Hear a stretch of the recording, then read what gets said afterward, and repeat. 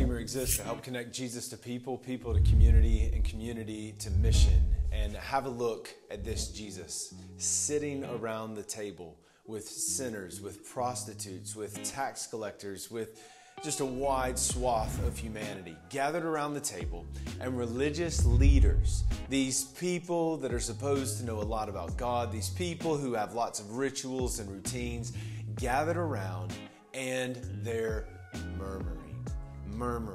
Who does this Jesus think he is? He is breaking all the rules. He is breaking all of our conventions. He doesn't know how to be a good religious person. Yeah, Redeemer community, this is the scene that we need to focus on. Here we are 1 week away from fully and finally launching as a new church community. And we're having a look at Jesus' teaching, the parable of the loving father and the prodigal sons. Charles Dickens says this is one of the most beautiful, complete, and satisfying stories in all of world literature. It begins in Luke chapter 15, verses 1 and 2, with Jesus sitting around the table, having a meal, literally sharing fellowship with humanity. And the religious leaders are around and they're wondering, who does this Jesus think he is? Is he taking it easy on sin? Is he being soft? And this happened as people were gathered around. What Jesus is doing in this beautiful parable is Jesus redefines everything for religious people. He's given us a new category for lostness. Jesus is telling us something that's pretty remarkable about humanity. There's just not one way to be far from God. There's two ways to be far from God. And the end goal of all of this is to join the massive party of heaven's rejoicing. Think about what Jesus does in Luke 15. In parable number 1, he shares this story of a lost sheep that's found and a party breaks out. Verse 7, this is what happens in heaven when people who are far away from God come home to the love of God. A party breaks out and heaven rejoices.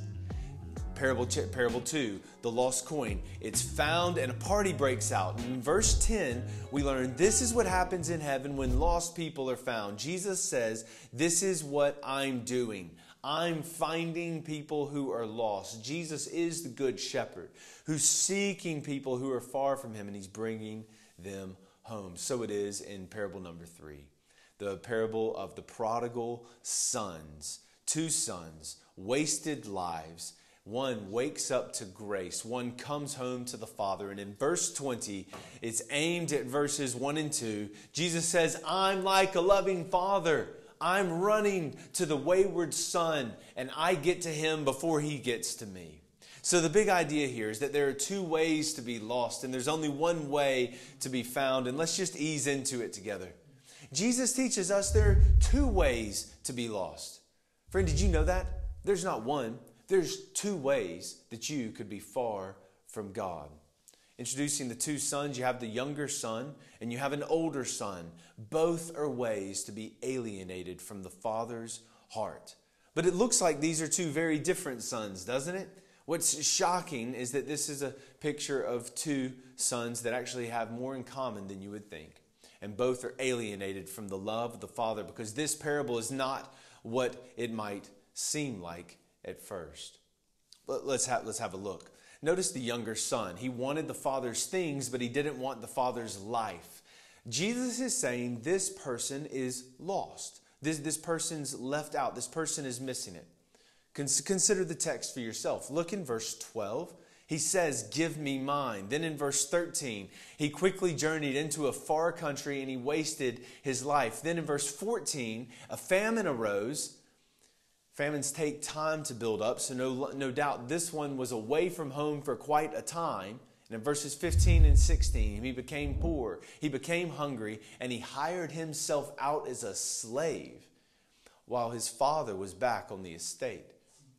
Verses 17 to 20 tells us this one created a plan to go back home. And here's what happens with the younger son. This son makes demands of the father, And these demands that he makes of the Father are the same demands that we all make of God. We all look at God and we say, I want your stuff, but I don't want you. We look at God, we say, give us your resources and get out of my life. And this is what the younger son does.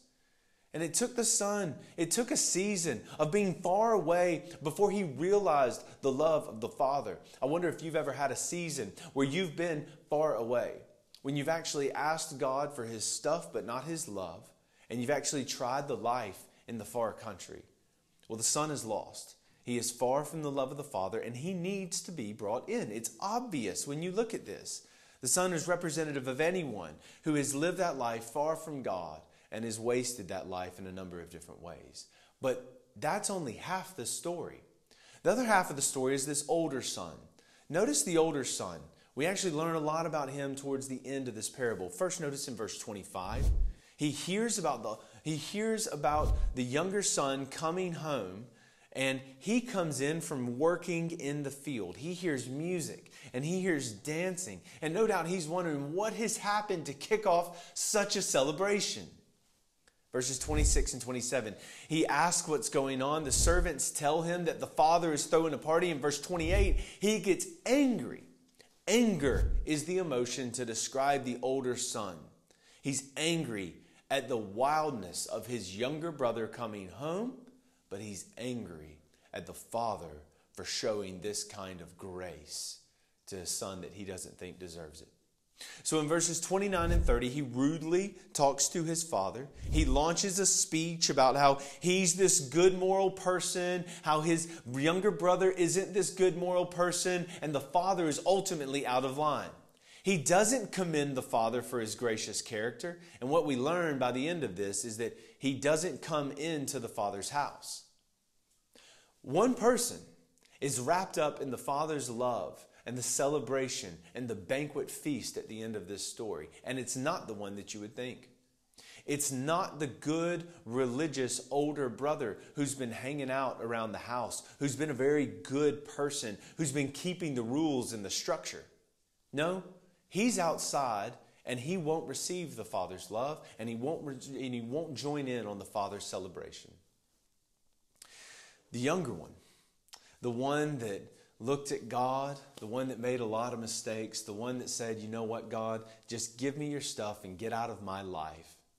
The one who spent years of wasted living, broken dreams. The one who no doubt drained a bank account down to the bottom, and whose very life and body probably had the effects of wayward living. This is the one that actually comes home to the love of the Father. He gets wrapped up in the Father's love. He gets wrapped up in the celebration.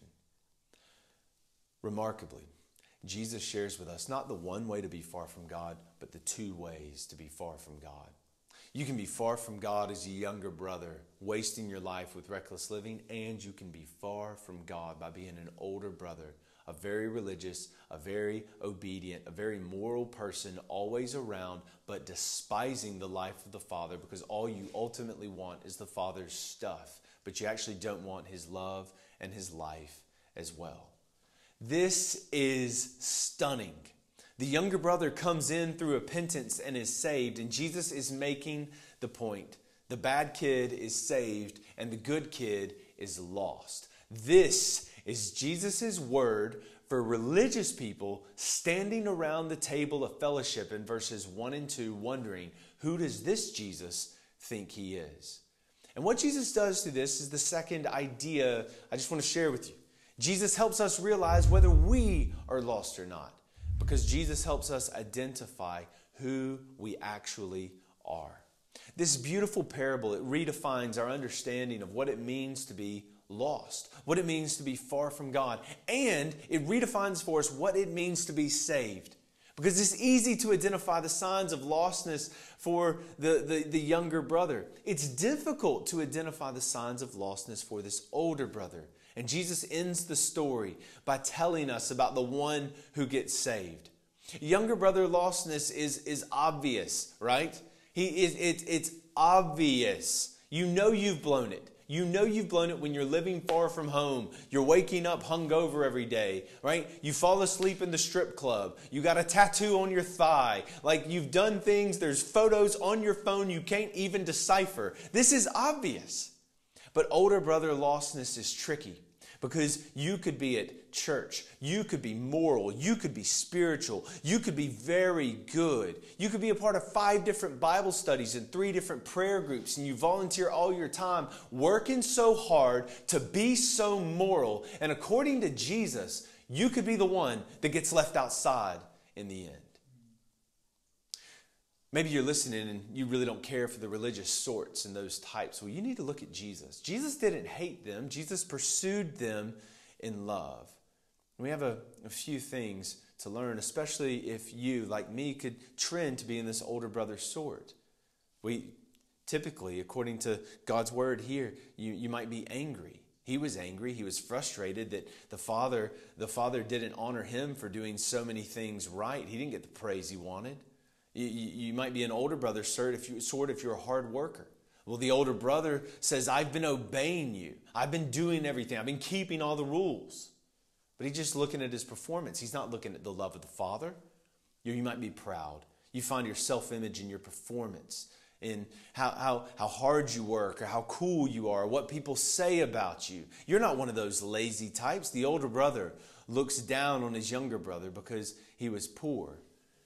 He was immoral. He looks down on the younger brother thinking the younger brother was immoral. All the while, he was the immoral one. But beautifully, Jesus brings us to this point where we have to realize, what is it we're looking to? The Bible teaches that you can look to the love of the Father to be saved and justified, or you can look to your own record. You can look to your own performance. Jesus helps us realize who we really are, and beautifully, and I'm about to wrap it up, so just hang in with me. Jesus invites us home to the love of the Father. And Redeemer Community, this is the word that we really need to be looking at. We need our hearts to be sifted of all those older brother tendencies inside of us. All those tendencies to sit around and find our identity in our hard work and our moral participation in a list of rules. We need to be wrapped up in the love of the Father. Redeemer Community, we need to embrace afresh what it is for us to be lost and for us to be found.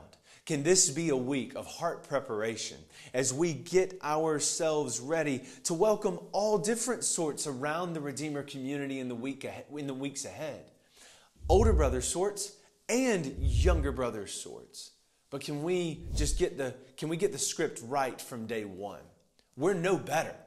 In fact, those of us that might identify as older brother sorts, we are indeed very lost, and we are in desperate need for salvation. So look at the love of the Father. In verse 12, the Father gives the Son what he asks for. He literally divides up his life. When the younger son says, give me your property, the Greek word is bios, which means life. He says, I want you to break up your life for me because I'm done with you. And beautifully in verse 20, the Father is looking for the Son when he sees the Son on the way home from the far country. In verse 21, in this context, fathers don't run like this. Middle Eastern men don't run. He was heaping shame upon himself to bring the Son in. He felt compassion for the Son. He ran to the Son. He embraced the Son, and he welcomed the wayward Son home. Listen, if you're not in the Redeemer Community and you've just been tracking for some time, we need you to know this is our heart to anyone who is far from God as well. Because the Father won't hear our sorry stories of reconciliation and how we're going to work so hard and how we're going to make things right. The Father runs. The Father puts the robe of blessing on his pig-stained garments. He puts the ring of honor and privilege back on his Son. He slaughters a fattened calf and he puts on a massive feast. And all of this is available because of what Jesus has accomplished on the cross for our salvation. Jesus is saying, I'm like a loving Father. I'm standing on the front porch of heaven's gate. I'm looking for anyone willing to come home. And I'm going to run out and I'm going to meet them there. And I'm going to do everything necessary to bring them home to heaven's rejoicing. Redeemer Community, let's be a community set on and heaven's rejoicing as well in the weeks ahead.